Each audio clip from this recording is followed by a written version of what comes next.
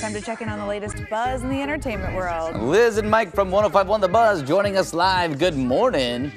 Morning. Morning, guys. Good morning. Good morning. All right. Little Queen Queen Bee Bee. v. IRS. How is this going?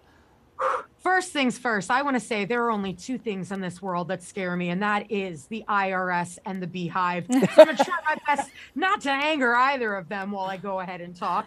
But apparently Beyoncé is being accused by the IRS of owing $2.7 million. 2.2 of them are from unpaid taxes in 2018 and 19, and then about $500,000 is penalties and fees. Now, she is contesting it with her lawyer in court. Basically, they're saying that the IRS disallowed millions in charitable contributions those years, and that penalties should not be applicable because she acted in quote unquote good faith, which I didn't even know that was an option. I've always used those free tax services, and I never saw at the end, if you mess up, where you could say, yeah, but in good faith, I tried to pay my taxes, right? Right. So I'm good. We're good, right? Right. Okay. If you're Beyonce, it's a little different, I guess. But she's worth $450 million, which I'm not saying that you should just like hand the money over. But I mean, But like worst case scenario, she's going to be all right. This seems like a lot of effort. Yeah.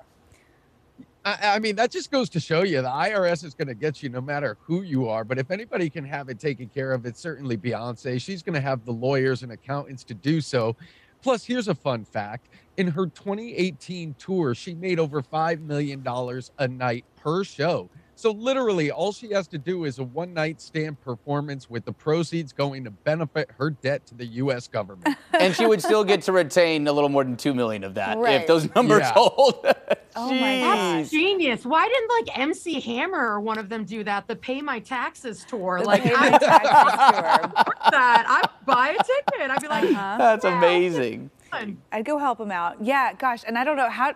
I guess when you're Beyonce, yeah, these discrepancies can be millions of dollars. If the IRS were to come after me, there would not be 2.2 million in taxes missing anywhere. That they're just. I'm not worth your time. You're not gonna. You're not gonna come You're not after gonna us. find anything good. Don't look at us. Look the other way, IRS. Yeah. We're good. We did everything in good faith. We did everything. We did. I would love to see the Beehive take to Twitter to just like, drag the IRS over all of this.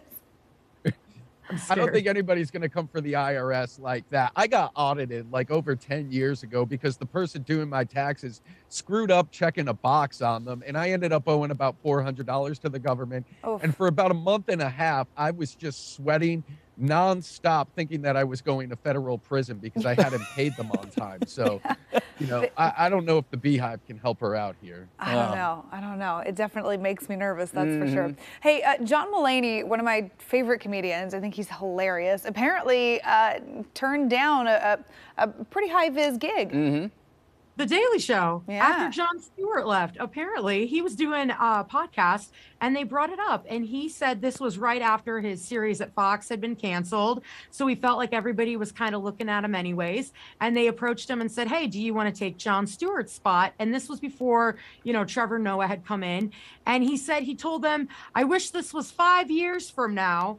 Because right now I can't. And they were like, yeah, but it isn't 5 years from now. It's right now. And he said the timing just wasn't right. And then they moved on from it. So I don't know if this is him trying to throw his hat in the ring for now. But apparently at one point they were going to just give it to him. And he said no. Interesting. It's a different time for John Mulaney now than he was 5 years ago. Absolutely. Which, by the way, if you have watched his most recent stand-up special, which is on Netflix, I watched it last night, so it's fresh in the memory. He tackles that straight, just real head on because he, was in rehab, divorced his wife, now has a son. Yeah.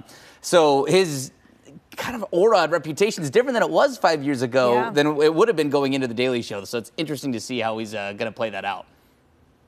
I mean, if we're being totally honest, I had no idea who John Mulaney was until this morning when I Googled him. That's your fault. I realized the only thing that's on you.